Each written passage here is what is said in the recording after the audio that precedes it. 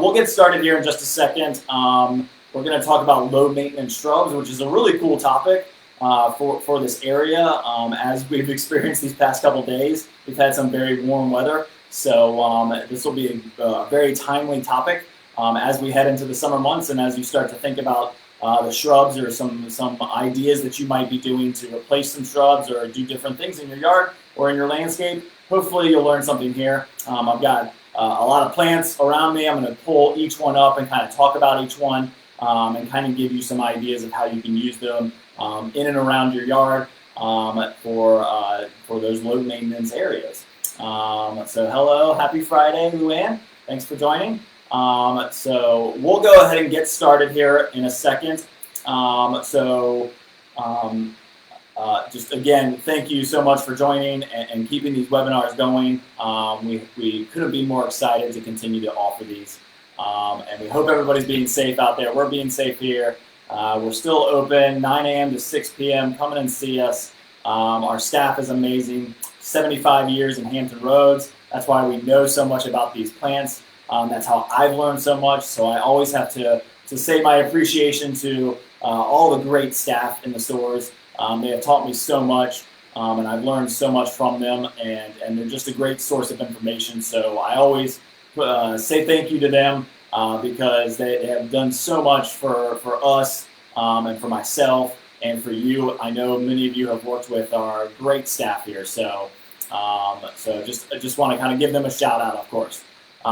So Ryan asked, what is the best time of the year to prune large shrubs? So really right now is a great time to prune. I'll talk about how to prune some of these plants as we go along so that you can kind of have an idea of when to prune and how to prune. Pruning is a great seminar, and we'll definitely be doing that in the future. Pruning is timely to specific plants, so we're going to try and keep plants, we're going to try and focus on plants or different ideas, and we'll talk about pruning techniques in those. I know we've got hydrangeas on the schedule. I know a lot of people have questions about hydrangeas. Just for large plants in general, spring is a great time typically to prune anything because it's putting out new growth. So you prune it, it heals its wounds very quickly, it puts out new growth. So Ryan, I hope that helps you. But we'll go ahead and get started here. Hello, Stacy from Bedford. What is the best time to trim boxwood? Well, Leslie, keep watching. Or sorry, Fran, keep watching because boxwood might be on my list here, and I'll talk about how to prune those and when to do that. So we'll go ahead and get started here. I've got a great list of plants, but I just want to take a minute to talk about what is low maintenance plants. Well, low maintenance is really to the eye of the beholder. What is it that you think is low maintenance? Might not be what somebody else is. What I think low maintenance is in the shrub world is once you get these plants established, they really require very minimal care. They don't have a lot of disease or insect issues. They're fairly drought tolerant. They're going to be able to make it through some dry spells. And you don't have to prune and maintain them as much. Now, every plant needs a little bit of help, a little bit of care to get that desired effect that you might want.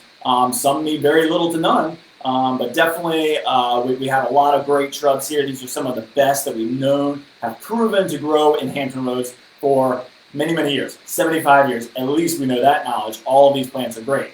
So we'll talk about all of those and go through all the different techniques for those. Shrubs in general, whenever I talk about shrubs are the backbone, the value of your garden. They really are. They're going to last for many, many years. You're going to get, you should get anywhere from 15 to 20 years, if not 40 to 50 years out of your shrubs. So, you can get a very, very long time out of these plants, and that's what makes them so valuable. So let's talk about how to extend that value and how to make it successful for you. And I always say invest in your soil. So I want to give you quick tricks or quick techniques on how to plant these shrubs. Shrubs all in our area, you need to amend the soil. It's very, very important to invest a little bit of money into your soil. And what we're going to recommend there is when you plant any of these plants, to dig a hole big enough, wide enough that you can backfill. That's very important. You don't need to dig it super deep. So I can kind of show you as we'll pull up some of the plants here in a minute. But you don't really need to dig the hole that deep. You only need to dig it about as deep as the root ball because we don't want to bury any of our plants. We want all of our plants, that top layer of that soil, that root ball, when you pull that plant out of the pot and you've got that root ball, the top of the root ball should match your soil level. If anything, it should be a little bit high. We never want to plant it too low. So that's very important advice. So we're always digging it wide enough, and then we need to amend that soil. So the best advice I always give people, if you want to, you can till up your whole bed, and you can amend the whole thing. But if you're just planting a single plant or 5 plants, dig your hole, dig it wide enough, put the soil off to the side, put it in a wheelbarrow, put it off to the side, put it on a tarp, however you want to do it, and then put compost into it. Compost is super important. It's going to add nutrients. It's going to freshen up your soil. It's going to lighten it up a little bit, and it's going to allow it to break apart. And it's going to add organic matter. And organic matter is by far the most important thing that you can do with your soil, is adding organic matter. And a lot of different types of compost out there. You can use any different type. Of course, McDonald's compost is our favorite, but you can use a lot of different types of compost. Mushroom, cow manure. We've got a land and sea compost from Espoma. There's a lot out there. So we won't talk about all the different composts right now. But using a compost to amend your soil is very, very valuable. And then perlite is what we're almost always going to recommend as well. So we want to do a third, a third, a third. A third of your soil, a third of compost, and a third of perlite. Now you're replacing a good portion of that soil with that root ball. And so it's important to realize that you should have a little bit of extra soil, because you're adding compost to your soil, you're adding perlite to your soil and your soil. And we want to use your soil. We don't want to just put brand new soil all around that root ball. It sounds great in theory, but what happens is your soil probably isn't as good, would be my guess. Maybe it is. But a lot of us have clay soil in this area, and our clay soil can be very compacted over time. Clay is actually a very good soil, but it can become compacted over time. And so what happens is that thick soil wall is there, and you put all brand new fresh soil around it, and then all of a sudden those roots grow, and they're going to grow great through all that great gorgeous soil. The plant's going to look gorgeous for a year. Then it's going to hit that wall of that soil where it's not amended, and it's not used to your soil because it's been growing in perfect soil the entire time. It's going to hit that wall, and it might break through, but it might not. It might treat it like the wall of a plastic pot. It might just continue to grow and wrap around, and then eventually it can die, and that can happen. So we want to avoid that. So we want to use our soil. We want to make sure our plants get used to our soil in your yard, in your native soil. So you're going to amend your soil, compost, perlite, your soil, mix it all together, put it in the hole. Now, the next thing that you can do that's super, super beneficial is use Biotone Starter. So this is Espoma's Biotone Starter fertilizer. It's awesome. It's a great plant food. So not only is it going to help the plant initially by giving it some nutrients that it needs, what's really cool about this product is it's got tons of beneficial bacteria and mycorrhizae. And these little organisms will attach themselves to the roots of the plant and form a symbiotic relationship that can last the entire life of the plant.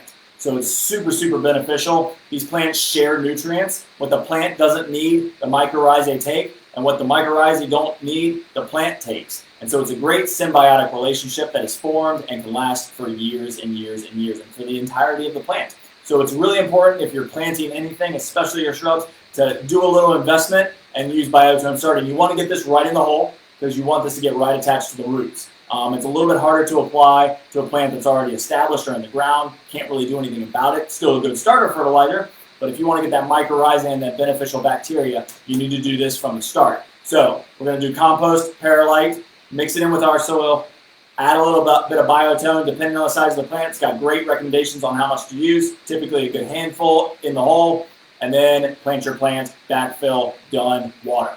And then, of course, if you're going to be feeding your plants, whether you're going to be feeding it initially or over the long haul, we definitely are going to recommend our McDonald's Green Leaf Plant Food. This is an awesome, awesome fertilizer. Plant food, it's amazing. We also have it in an organic formulation. These are great because what they have that most plant foods don't have is micronutrients, smaller trace elements that you don't get. So we all know nitrogen, phosphorus, potassium, the big macronutrients, those 3 numbers on our plant food. Those are in every fertilizer, or 1 might be missing, or 2 might be missing, depending on what you're getting. And there's lots of different types of plant food out there. But these have micronutrients like boron, copper, zinc, molybdenum. There's a whole list of different types of trace elements that our plants need in this area, and we know that. We've tested our soil. We know commonly what our soil is lacking, and we put it in our plant food. So this is awesome, great for every shrub, tree, perennial, annual. You can use it on pretty much anything. Love this. Comes in a 3-pound jar and a 20-pound bag. So it's an amazing plant food. You definitely want to use it because it's got those smaller elements that help the bigger ones. So, you know, the big ones, the macronutrients are super important. You got to have them. But those trace elements, those micronutrients, those smaller things really complete the circle and help give it a complete plant food. And that's a good slow release fertilizer. It's going to last for about 2 to 3 months. The nice thing too about it is you're going to see some instant gratification. You're going to see some results right away. And then it's going to continue to feed for another 2 months after that. And you can apply that right to the top surface, right around the drip line of the plant. Very easy to apply. And then of course we want to mulch all of our plants. So whether we're planting now or in the spring or in the fall, whenever we're planting, we always want to mulch. Mulch helps keeps the weeds out, keeps moisture in, regulates the temperature in our soil. Super, super important. And it just completes the project. It looks so nice when you have a nice freshly mulched bed. So, so I just kind of wanted to run through those kind of quick planting, that quick planting guide. Amending your soil, doing the Spoma biotone starter, and then of course our green leaf plant food to feed your plants throughout the year. And every plant is different, and every plant's got different requirements. But let me tell you about the shrubs now. I want to go through my list here and show you all the different types of shrubs that we have and that we offer for low maintenance gardening. And some of you might look at these and say, I don't think that's a low maintenance shrub, but I'll explain to you why I think it is. So I'll explain each one as we go along. And what I'm going to do is I'm going to start in the shade, and I'm going to move to the sun as best I can. And in the middle there, so we're going to start in what I really feel are shade plants, and then we'll move into plants that really can take both, and then we'll go into some full sun plants as we kind of work through my list of low maintenance shrubs. So let's go ahead and get started. And the first one that I want to talk about, you might know, you might not. It's a fairly new one, at least this particular variety, and it's called a Mahonia. Mahonias are very, very popular plants. The older style Mahonias were a very prickly leaf. It was almost like a holly leaf. And while we still carry those, and we'll get them, we don't have any right now, this one is just an amazing plant. It's called Mahonia indigo flare, or soft caress Mahonia, depending on the grower. But they're very, very similar. These are awesome, awesome plants. Really cool foliage. I love this foliage. Look at that. I mean, just looks like a fern or almost like a tropical palm look to it, but it's super, super strong. Very, very durable plant. These love shade. They can take, so part sun to full shade is really what they can take. Really easy plant to grow. They get about 3 by 3. So not a huge plant, but great in masses. You can plant these in groups of 3 or 5 in the shade. Really, really easy to do. You can even use them as a foundation planting or even a specimen. And they're cool in containers. So not even a versatile shrub, but that you can grow in a container as a foundation planting or masses in the yard. It's deer resistant, which is great. Rabbits and deer don't mess with it. It can take pretty dry conditions. So if you've got a dry, shady area, those are tough environments, typically because you have a big tree, which then we might do some different stuff, like I might recommend using peat moss instead of compost to amend your soil, because peat moss is going to hold some moisture in. But if you've got a shady spot that's a little moist, this guy will love it. Very, very easy. Of course, any plant we're going to want to get established by watering, so I'll quickly touch on that. Whenever we water a plant, we want to water deep less often. So we really, really want to give it a lot of water, because in a pot, it's easy. I can water this. I know the water is contained. I know it's around the root ball. I can see it coming out of the drain holes. I know I've got it nice and thoroughly soaked. In the ground, it's a little bit harder because you've got runoff. So your water is going to be running off the top surface. That's why I love mulching, because it helps kind of contain that moisture in the area. But just drop your hose close to the trunk of the plant, about 2 or 3 inches away, and then just turn it on a nice trickle. You don't want to turn it on full bore, full blast. You don't want it rushing all over the place, and you don't want it going so slow that you need to leave it there forever. But then it's rushing out a little bit and kind of covering the area and soaking in. And just leave it there for a good 10 minutes on a 1-gallon plant. On a 3-gallon plant, it might be 20 minutes. But you're just giving it a really deep soaking. Now, if you do this, and if you do this right, then you shouldn't have to water for another 3 to 4 or 5 days, depending on the weather. And that good deep soaking is going to get it established. And then what's going to happen is you're going to give it a good deep watering. And then in that drying out time frame, the roots are going to be searching for more water. They're running out of water. They had enough that they've got it stored, but they're going to be looking, and that's how you get roots to find the water. If If you've got an irrigation system in your flower beds and it's watering every morning, the problem there is if something happens with your irrigation system, God forbid if that happened, if you lost your irrigation system, then all of a sudden those plant roots are saying, I've been waiting here, I get my water every day, and then all of a sudden it's gone. And then so what's going to happen is those roots aren't going to be deep enough to make it through that very dry period that might occur. So we never want to just give it a splash of water. We never want to water the leaves. We always want to water the root system. So that's my quick watering tip for you. We've got a great watering video on our Facebook page as well as our website that you can check out that shows you all the different tricks and techniques for watering. All your different stuff, pots, containers, hanging baskets, all that stuff. But this is an awesome one, Mahonia, Soft Caress, or Indigo Flare. It gets a yellow flower, so it gets a really pretty yellow flower in the late fall, winter, which is kind of a different time. You don't really have a lot of blooming plants, especially shrubs in that time of the year, but you can kind of see the old flower spikes in there. Really cool plant, and then it gets black to bluish berries in the springtime. So really nice plant. I just love the foliage, love the texture, gets lots of movement. 3x3, really low maintenance, very easy to grow. So check out Mahonia, Indigo Flare, Soft Caress. They go by two different names, but really awesome plant, deer resistant and rabbit resistant, and it can take it pretty dry. So really nice plant, very easy one to grow. So check this one out. Loves the shade, awesome in masses, containers, great plant. So there's my first one is Mahonia. So the next one I think we all probably know is azaleas. And you might not think azaleas is a low maintenance plant necessarily, but azaleas are actually very low maintenance. They do very well in this area. You see a lot of them, so you might be a little bit bored with them, but they grow very well in this area, and that's why we love them so much. They're pretty low maintenance. They don't require a lot of pruning or shearing. They bloom in specific times of the years. The ones that I'm going to show today are our Encore azaleas. So Encore always come in these nice purple pots. They say Encore right on them. So you can see that logo right there. But Encore azaleas are awesome azaleas. And that's because they bloom in the spring and fall. And then sometimes in the summer. So sometimes you get a little sporadic pop of color here and there. This one's called Autumn Sangria. And they come in so many different sizes too, and different colors. Now all azaleas really do like a little bit of shade. I've seen them grow in full sun. I'm not going to say that it can't be done, but when you grow a plant in an area that it's not typically used to growing, like full sun, then you might end up with more insect or disease issues because that plant is stressed out. So definitely try growing these in a little bit of shade. So part sun to full shade. Azaleas love it. They're awesome for foundation plantings. They're evergreen, so they're always green. They always have leaves on them.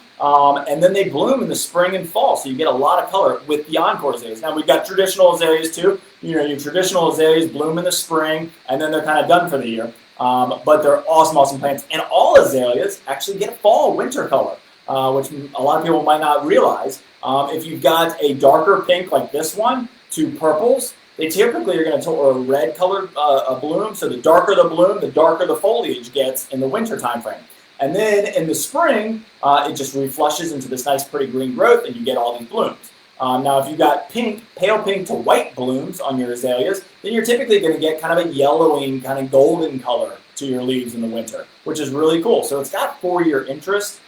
Really awesome plants. Encores are amazing. This one's called Autumn Sangria. It gets about, I think, 4 to 4.5 feet high and wide. Again, there's so many different sizes. And even the look of the leaves is different. I mean, this one is just an awesome one. This one's called Autumn Fire. Look at that intense red color.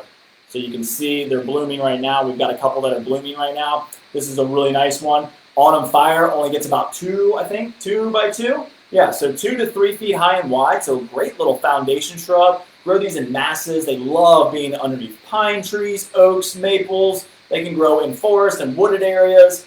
Just an awesome plant. The east side of a house, the north side of a house, you can get an evergreen shrub that blooms all spring, and then again in the fall, and sometimes sporadically in the summer. And then you get that great winter color as well. So just an awesome plant. They love our acidic soil. So you know they're going to be fine with that. Once they're established, they're pretty drought tolerant. They don't have a lot of disease or insect issues.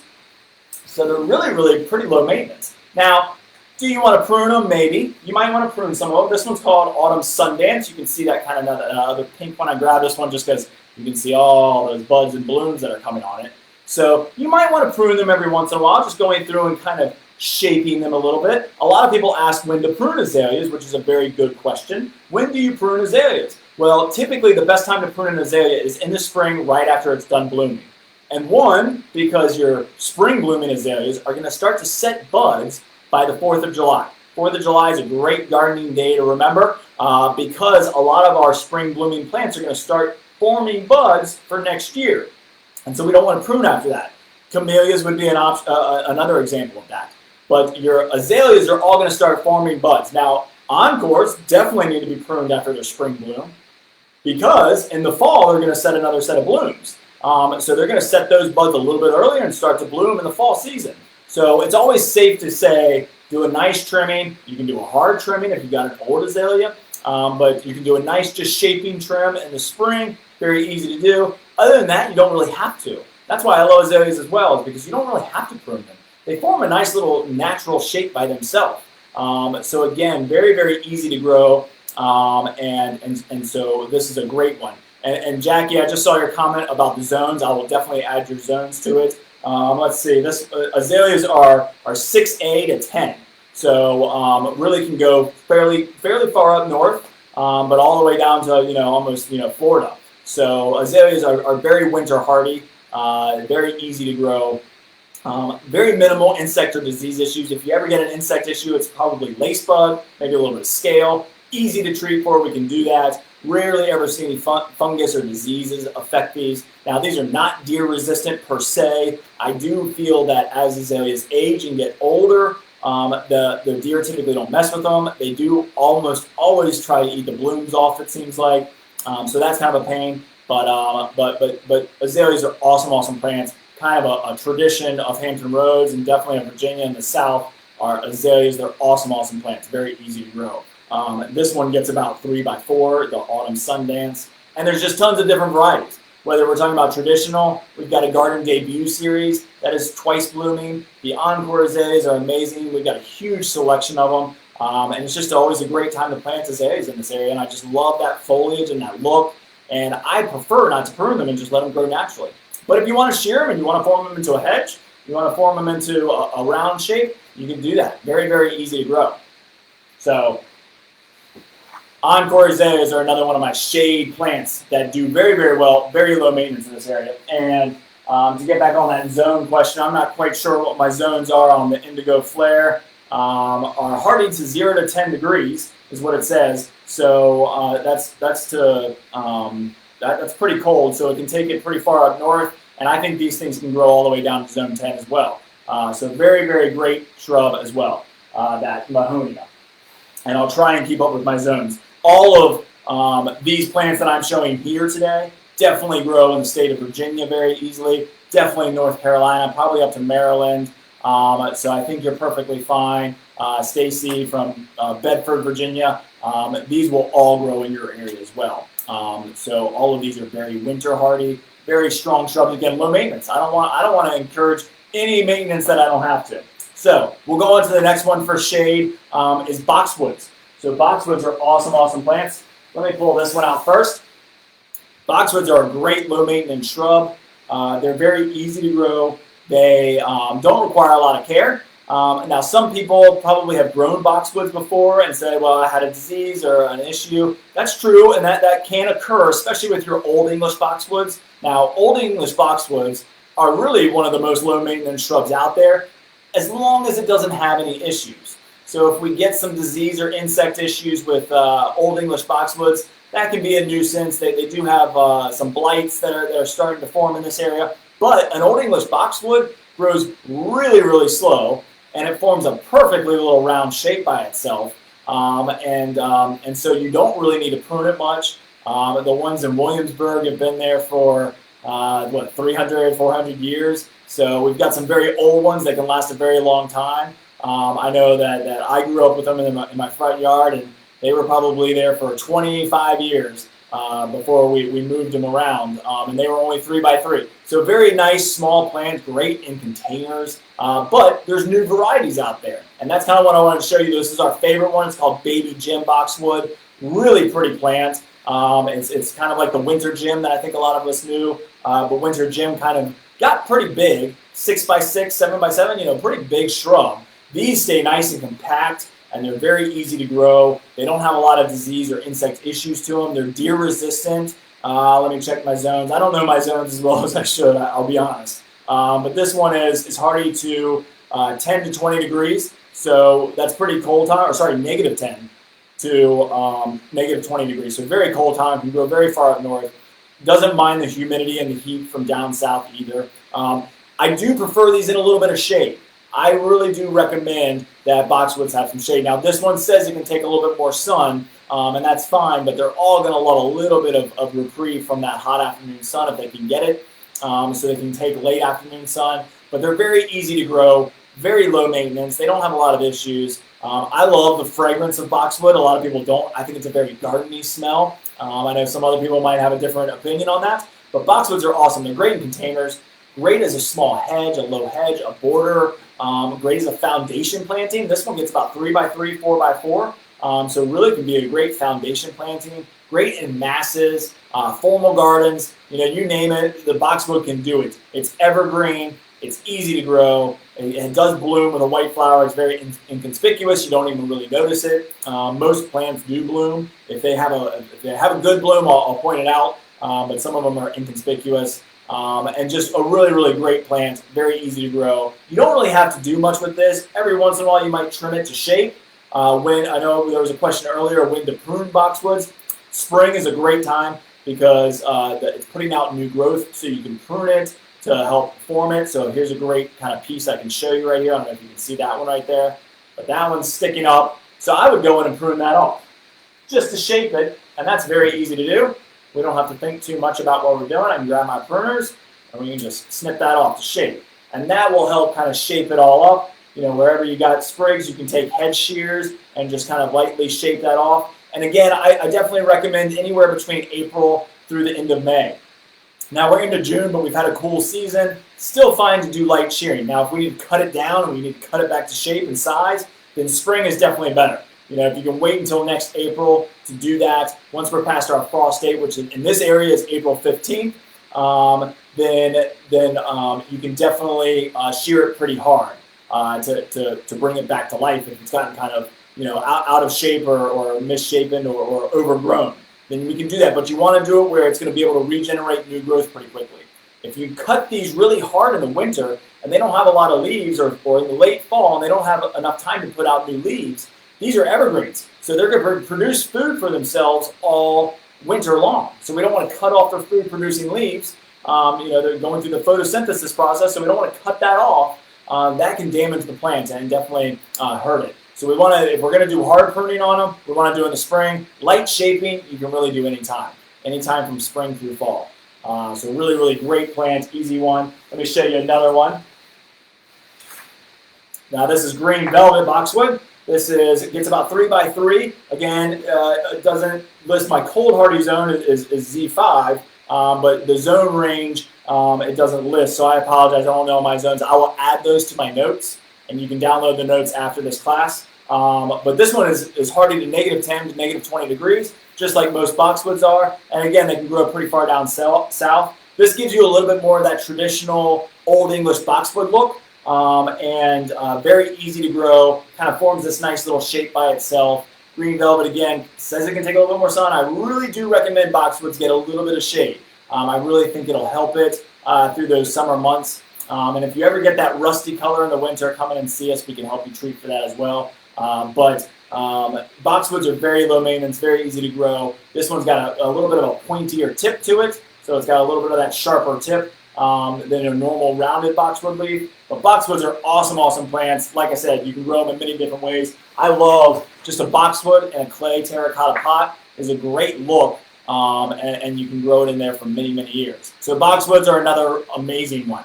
Now, we're going to move into plants that maybe are low maintenance, that maybe do different things for your landscape or your yard. Also, they can take different sun requirements. So I want to start that one off with a Chindoviburnum.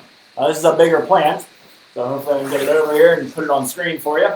This is a Chindoviburnum. So Chindoviburnums are awesome hedge plants. These plants are so robust. It's one of my favorite plants for hedging. You can use them as singular plants, so they can just be out by themselves. They form a great shape by themselves. If you prune them, they grow tremendously fast. If you don't prune them as much, they're still going to grow pretty quickly, but they do kind of peak out, so they grow into a conical shape. So they're going to grow into this really nice kind of pyramidal shape, which is really awesome in the landscape. Great new foliage, kind of gives a little bit of a tropical feel. So if you're looking for a little bit of a tropical look, I think these kind of do it. They can get white flowers over time, so as they age, they'll get a white flower, a little white cluster flower. They don't typically get it early on when they're younger plants, and if you're pruning them pretty aggressively to keep them into shape and size, which you can do with this plant, then they typically won't bloom as profusely. But they do get red berries in the fall and winter. Birds love them and eat them up. It's a great place for birds and animals to live in. These are big. These are hedge plants. These are going to get somewhere between 12 to 15 feet high, maybe 20 feet high eventually, by about 8 feet wide. So great hedge plant. Love it. It just doubles in size every year, it seems like. So definitely if you plant one like this is a 3-gallon pot. This is an awesome one. You can see that size of it. I mean, it's just a nice plant. That is a gorgeous plant. You plant this, next year it'll be 5-6 feet tall. The year after that it'll be 10 to 12 feet tall. So you can get a nice living hedge, living fence, living shade, living privacy fence very, very quickly and very, very easily with Chindobiburnum. Awesome plant, dark green glossy leaves, very low maintenance. And the reason it's low maintenance is because it can take anything.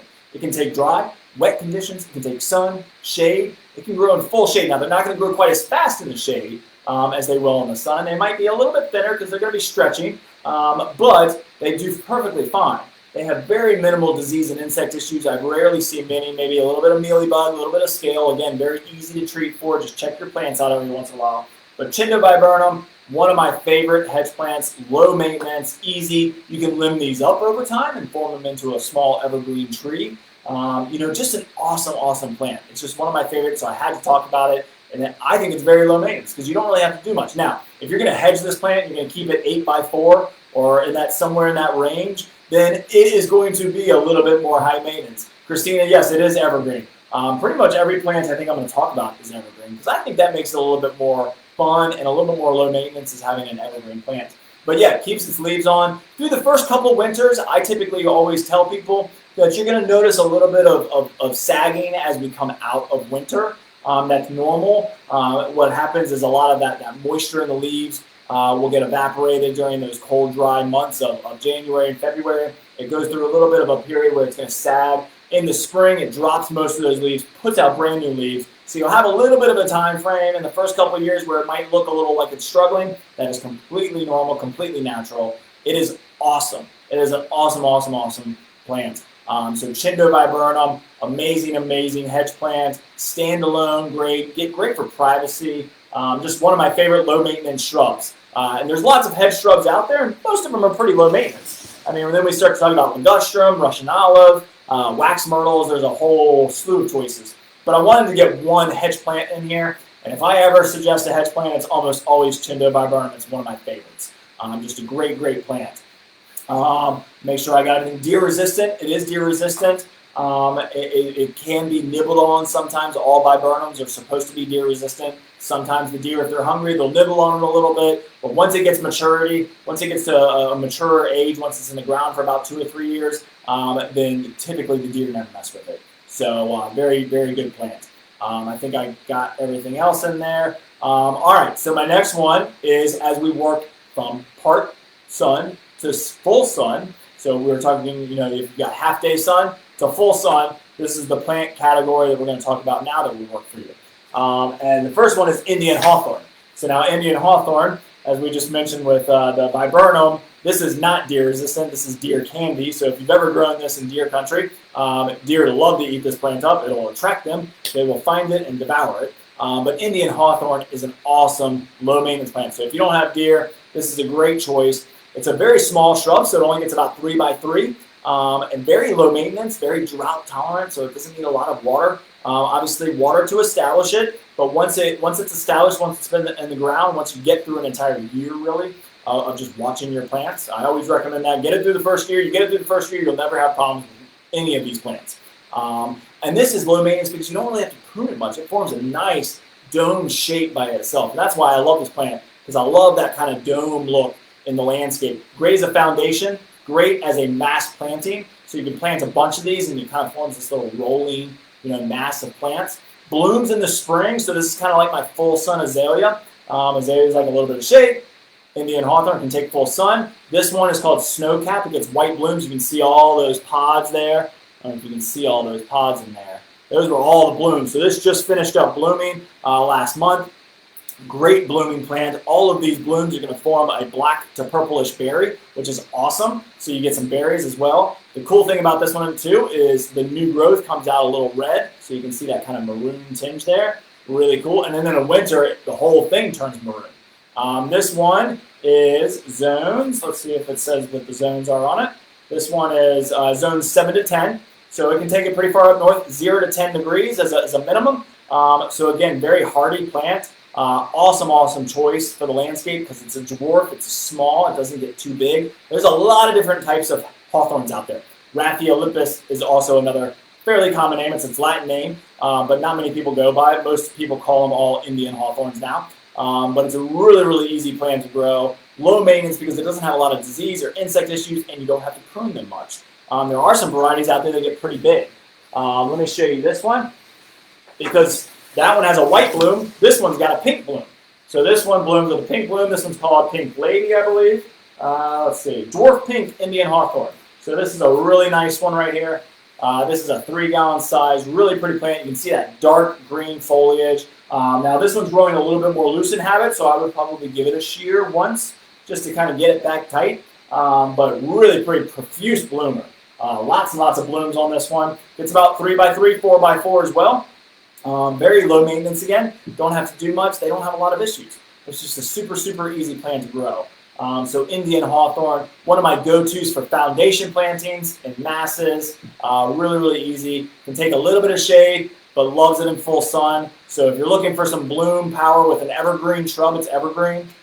This is a good option. Definitely not deer resistant though. So I'm sorry for anybody that lives in deer country. I wish you could grow this. I wish I could, but it is an evergreen that loves full sun, and so if you don't have deer issues, it's an amazing foundation plant, great in the landscape for mass plantings. Awesome plant. Indian hawthorn. So I showed you a couple of varieties there. There's a couple more out there, but those are some of my 2 favorites because you got the white bloom or the pink bloom. They bloom in the spring, and they're very easy to grow, so a very low maintenance shrub. All right, so my next one is going to be camellias. And this is Sasanqua camellia. So Sasanqua camellias bloom in the fall, which is what I love about them is they bloom when not a lot of plants are blooming. So we all think about spring coming and all the plants blooming, but fall is a great time to kind of add some winter interest. And these plants are super low maintenance and very easy to grow. So I want to show you the Sasanqua camellias, a couple of my favorite varieties here. We'll start with this one. This one's called a Shishigashira. Dark green, glossy leaves. Really pretty, glossy green leaves. This one is really cool because it grows in a very cool habit. Grows in kind of a round, kind of spiraling habit. So it gets wider than it does tall. It gets about 5 to 6 feet wide by about 3 to 4 feet tall. Now you can shear them and you can box them off. Very easy to do. Again, you always want to do that before the 4th of July with camellias. You always want to prune everything and be done by the 4th of July because it's starting to set buds, whether it blooms in the fall or like our japonicas that bloom in the spring. But I feel like the Sasanqua camellias are by far the easiest of all the camellias. So if you've always wanted a camellia, but you've always had some tough times with japonicas, which are probably not the most low maintenance plant, they're prized for those gorgeous big blooms. These have smaller blooms. And they grow very well. They can take sun to shade. They're super versatile. Once they're established, they're very drought tolerant, very easy. A little light shearing here and there is all you really need. This one's called Shishigashira. It's a pink bloom. You can see a picture there with the pink bloom and the yellow stamens in the center. Really awesome plant. Very low maintenance. I just love that dark green glossy look. You can see that there. Really pretty plant. And so really easy one. And then the other one of my favorites. So those would work great as a hedge plant, as a slightly taller hedge plant because they're going to get in that 4 to 5 foot range. So a slightly taller hedge, and it's going to take up some width, so it's going to get pretty wide, so you don't need as many, which is kind of nice. You can also grow as an awesome foundation plant, or again, as a mass planting out in the landscape. So that's a really, really cool plant because it's got a lot of versatility. It can do lots of different things. So then the next one is autumn rocket. And as you can see right there, that gorgeous white bloom. This is probably one of my favorite plants of all time because it's so versatile and it does something in the landscape that not a lot of plants do. It gets about 8 by 4. So it gets about 8 feet tall by about 3 to 4 feet wide. Very columnar in habit, so you can see that right there, kind of that upward habit. It's growing straight up. I don't know if you can see the new growth there, that really pretty maroon color. So we can see all that new growth that's just shot out. And so you get a little bit of that maroon color. Awesome plant, extremely durable. Blooms in the fall. And so the Shishigashira, this one, all the fall bloomers, bloom somewhere in this area from about October all the way through November, sometimes into December. Very long-lived bloom. There's one called a Yuletide, which I think a lot of us probably know. It's got that red bloom with the yellow center, so a very pretty Christmas flower. But white is a great Christmas color too as well. So this is an amazing plant with that white bloom, the yellow center. You can see that right there. Really pretty plant. And I just love that habit, that columnar habit. Great in containers, so you can grow these in containers. You can grow them as a small hedge. Really amazing hedge when the whole hedge is blooming in the fall. And great as a framing plant. I use these all the time for framing in a landscape design. So if we're trying to frame a front door, we want to columnar plants by the front door. This is a great one because it can take sun or shade, so we don't have to worry about the requirements of what kind of light we're growing in. Great at the ends of a house. So at the end of your house, if you want two taller plants to kind of frame the house. Great in between windows to kind of eat up some of that negative space in between your windows. Really versatile plant, has lots of application. It's really pretty in containers too. So because of that vertical habit, it might not get quite as big, somewhere between 6 to 7 feet high maybe in a container, in a good sized container. But you can underplant with pansies in the fall. You can plant with petunias. It's evergreen. So, I mean, just the list goes on and on. Deer resistant. Sometimes they'll nibble on the blooms if you have issues with that. That can occur. You might spray it while it's blooming with the deer repellent. But typically deer don't eat the leaves. Don't mess with them too much. Again, that's why we use the word deer resistant because nothing is 100%. But this is a great plant. Let me check my zones here. So this is cold hardy to 0 to 10 degrees. So it's going to be very cold tolerant. It can take it for sure down into the south. So again, this one doesn't list the zone range. But again, I'll go back and I'll add all that to my notes if you're interested in the zone range. But autumn rocket camellia, Shishigashira camellia, 2 different growth habits. Both can take sun or shade. Awesome plants. Really cool ones. And lots of different applications in the landscape as well. So then the next one is going to be my gold mop cypress. So this is a conifer evergreen. So evergreen plants, gold mop cypress, I just love because in the landscape they just offer a lot of different things, a different texture. So when you got all these leafy kind of green plants, we need a different color, a different texture. This offers it. It offers movement. Really cool plants. Now this definitely likes full sun. So I don't know why I must have messed up on my list here a little bit. It can take some shade actually. It grows fine in a little bit of shade. What happens in the shade is you get that color. You get more of a green color. And again, it might get a little bit thin, might stretch out a little bit. They can grow fine in a little bit of shade. Some people shear them consistently to keep them in a different shape, and that typically is going to eliminate some of this color. What I like to do when I prune these is I like to go in and take some of these wild things of growth out. So I'll go in, find that wild shoot of growth, and I'll prune that out because by taking that wild shoot out, it's going to help bulk it out on the inside, and that will form a nice tighter shape. Now you can shear these real tight and make them very kind of staunch and very shapely. You can shape them into a lot of different shapes. I like the natural habit. I mean that texture is just amazing. Really easy plant to grow. So gold mop cypress. I think there's another variety called golden charm. There's lots of different types out there. This one gets about 3 by 3, maybe 4 by 4 in time. I've seen bigger ones. I'm sure a lot of us, if we know this plant, you might have seen 10 by 10 ones. If you don't prune these, if you kind of let them get out of control, they can get pretty big. And so you might be saying, well, this is supposed to be low maintenance shrubs. It's low maintenance because it's drought tolerant. Once this guy's established, you'll never have to worry about really doing much. It's very similar to junipers or cedars. But this is a gold mop cypress. I think that they're very, very easy to grow. Like I said, every once in a while, I'll just go out and trim some of the wild hairs out.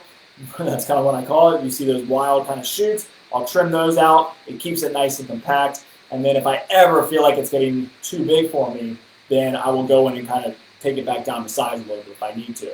But that you can just do with a head shear.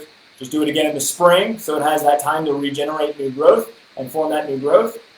It is an evergreen, so it's producing those leaves. Deer resistant. I know this one's super, super cold hardy. I don't know that this one has a lot of information on my tag. Again, I'll add my zones back to my notes later. But this one definitely grows in our zone very well. I know it can grow very far north, probably up into zone 5, maybe even 4. Probably cold hardy to negative 20, negative 30 degrees. Now, as we go down south, we might be a little bit more careful. Probably going down to about zone 9 is probably about the farthest south as you really might go with these. But I'll check on my zones and get that back to you. But gold mop cypress, awesome texture, awesome color. Can be grown in a little bit of shade. You're going to lose this gold color. In full sun, it just stays gold year-round. Awesome plant. So definitely, great for foundation plantings. You can use them in the foundation. Especially if you've got a brick home, that bright yellow color will pop right off of it. If you've got dark gray, it would look great. And then you're also just amazing in masses, planting them around a small Japanese maple. So envision that burgundy Japanese maple, that bright red Japanese maple with gold mops surrounding it. I mean, you can't get a better look than that. You can actually grow them in containers for a few years too, kind of as a spiller outside of a container. So very versatile plant, gold mop cypress. So then my next one is going to be Nandina. Nandina is very easy to grow as well. I think a lot of us know Nandina, might be sick of Nandina, but Nandina's got its place. Nandina, has been grown in this area for a very long time, loves our acidic soil. It's deer resistant. You don't have a lot of issues with it. Sometimes the deer will nibble on it, I know. But Nandinas are awesome. I'm going to show you 2 of my favorites. And the reason that I love them is because if you have a really tough area and you haven't had an opportunity to grow much and you don't know what to try, you might try a Nandina. Nandinas are super, super easy, very low maintenance shrubs. They don't require a lot of maintenance or pruning, have very little disease or insect issues, almost none. Very drought tolerant, so they don't require a lot of water, but they can take a ton of water too. So they're very, very easy. They can grow in sun all the way to shade. Just awesome, awesome plants.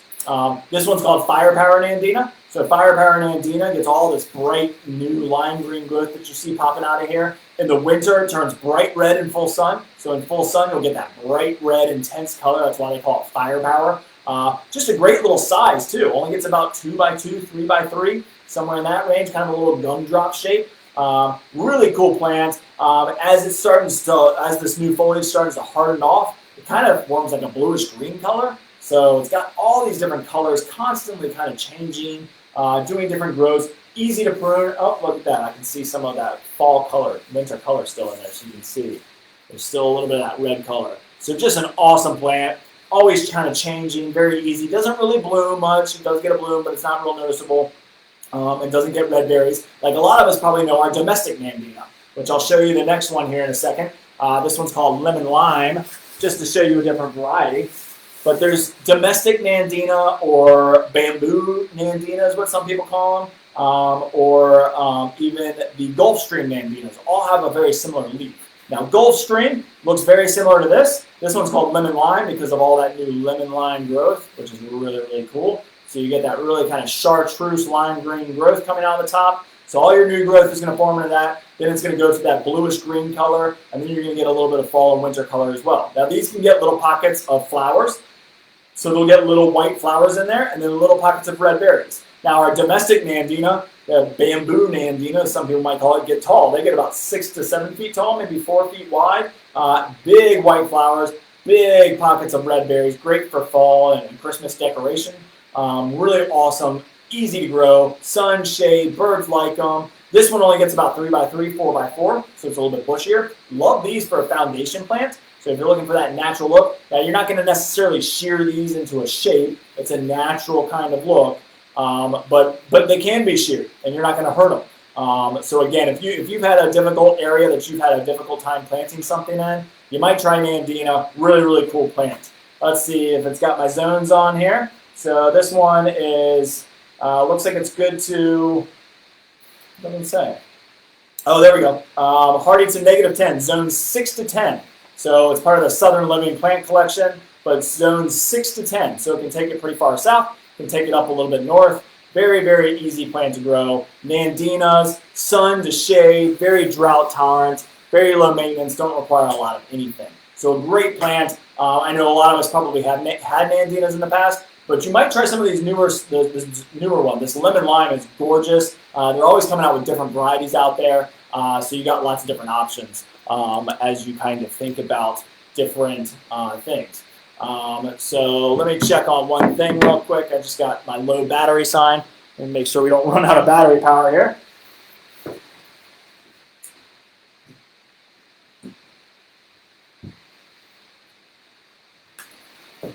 I apologize for that.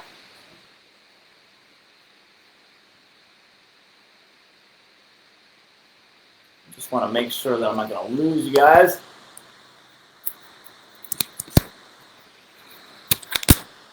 It's a little warm in this room, so I'm hopefully that will hold together for us, and we'll hold it on. So let me keep rolling.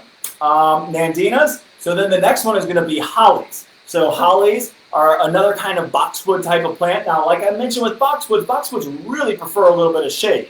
But hollies can take full sun. So now we're getting into our full sun plants. Hollies love full sun. Now, when I say holly, I think a lot of us think of that holly-shaped leaf, you know, with the red berries, which are great hollies. Most of those are bigger plants, and so you're probably not using them as much in our landscape anymore. But I love these hollies that I'm going to show you. And I'm going to start with one that's a little bit different looking. This is called a sky pencil holly. So sky pencil hollies are really cool because of this habit. Look at that. That very vertical, straight up and down habit. Great columnar plant, so it's going to do awesome in a container. Great, again, for that framing. So it's a really kind of different look. But this is a really cool holly. Looks like a boxwood. So these are soft leaf hollies. These are very easy to grow. Let me check my zones while I got it right here in my face. This is zone 6. So this is 0 to -10.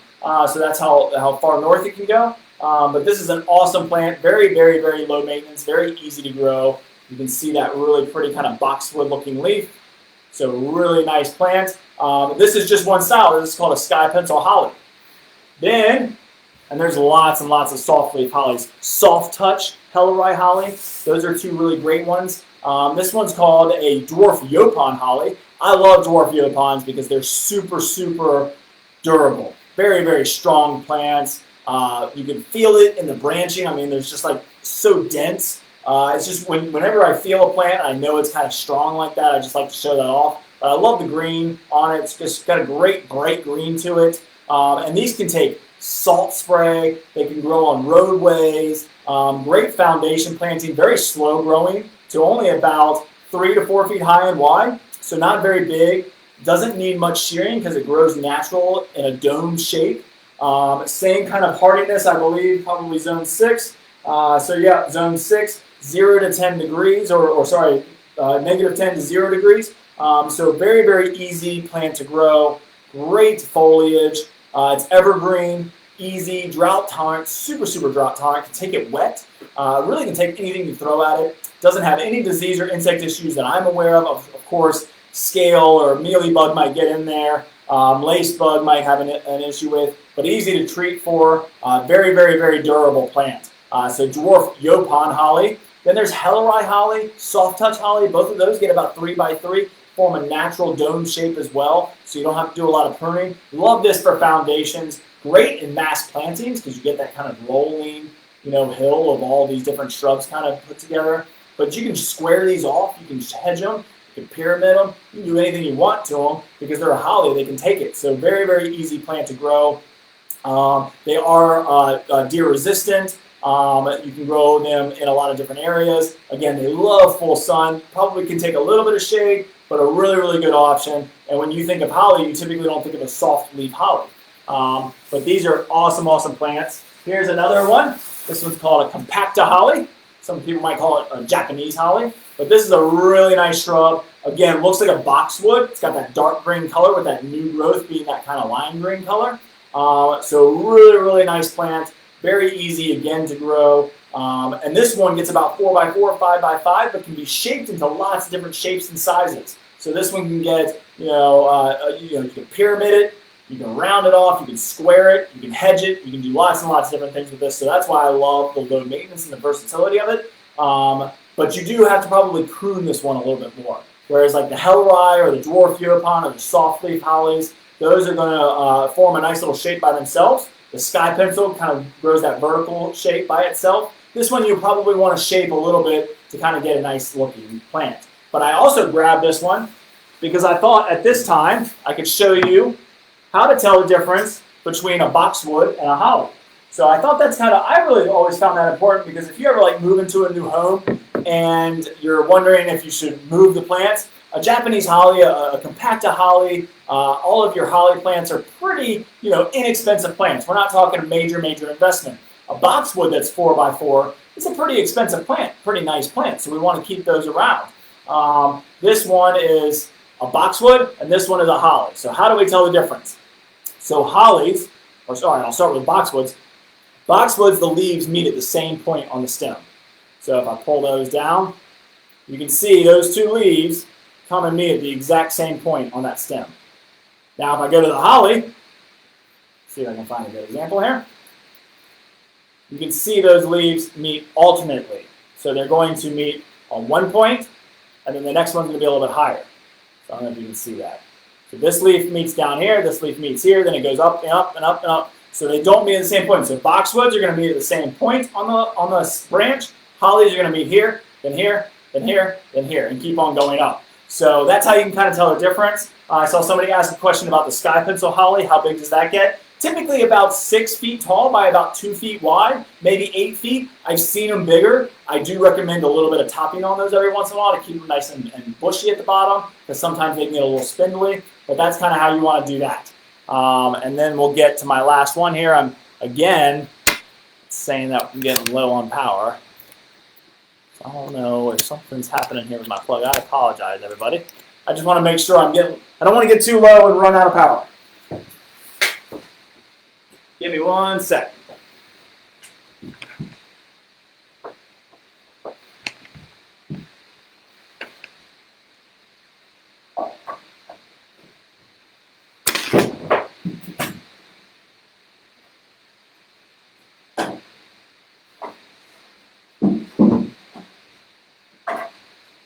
I'll try a different plug.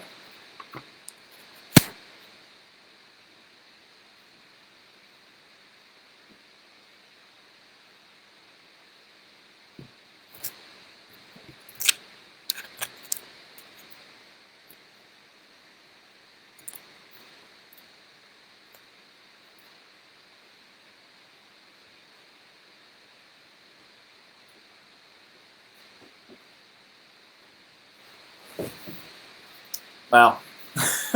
Looks like I've got 5%. So maybe if somebody's watching here, Ashley, if you're watching, and you can come down and try some different outlets for me. I don't know what's going on.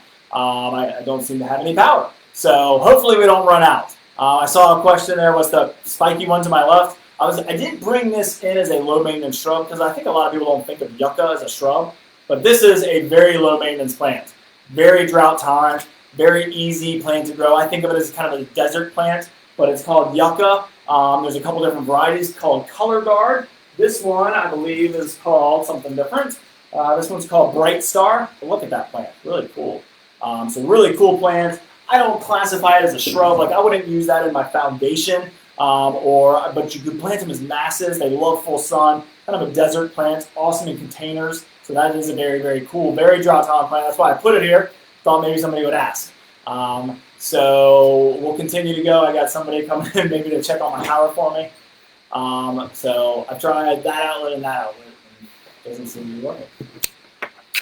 Okay, so I'm going to keep on rolling though, because hopefully I can get through. I've got one more to get to, and then I can get to all your questions. But I got one more, so if I do get cut off, at least I've gone through my entire list for you. But the last one on my list is one of my favorite plants. It's called Abelia. So this is Abelia here, and I love this plant because it's got so much going on with it. You've got this amazing foliage, and it's super, super drought tolerant. So this one's called kaleidoscope abelia.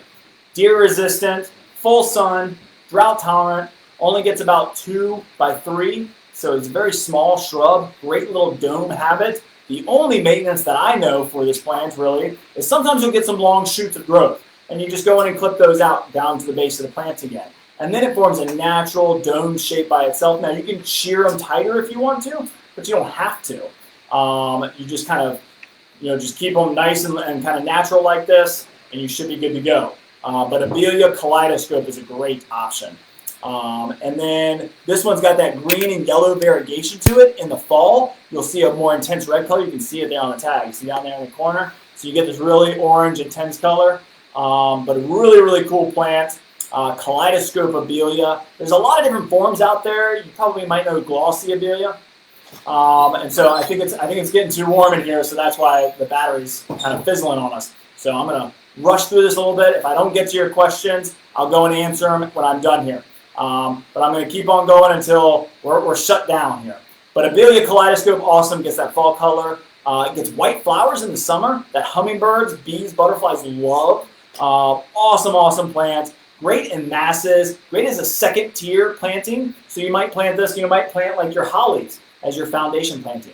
And then you can bring these down in front of it to kind of fill in and break off that dark green color. But kaleidoscope abelia has been one of my favorites for years. It was hard to come by there for a while. So many landscapers were scooping them up. But now you can get them pretty readily. We have them available at both of our year-round locations. Kaleidoscope abelia is awesome. Check my zones for you.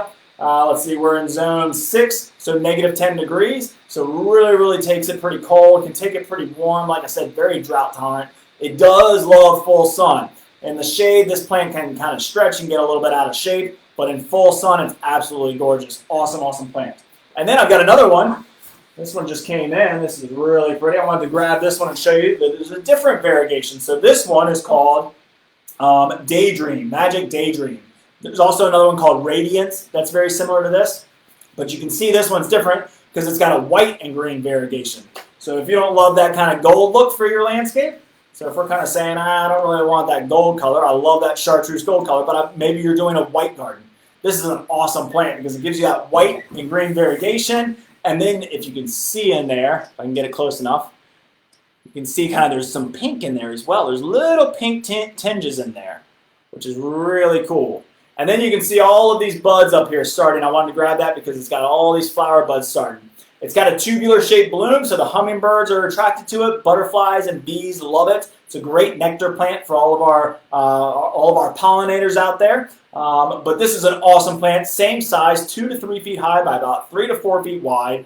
Dome shaped, again, just prune off the long shoots whenever you get the long shoots. Drought tolerant, very disease and insect resistant, doesn't have a lot of issues. Really, really cool plant. This one's called Magic Daydream, or Kaleidoscope is my yellow one, or Radiance. So there's a few different ones. The glossy abelias that you might remember in the past, pink abelia, those were bigger plants. Those get 5 to 6 feet high and probably weren't used as much. And so people were looking for a different option. A lot of people want smaller shrubs. 3 by 3, 4 by 4, they are evergreen. Now in extremely cold winters, so if we start to go up into those ranges where, let's say this says zone 6 to 9, if we start to get into that zone 6, in an extremely cold winter, you might see it lose its leaves, but then it comes right back. In our area, they're typically evergreen.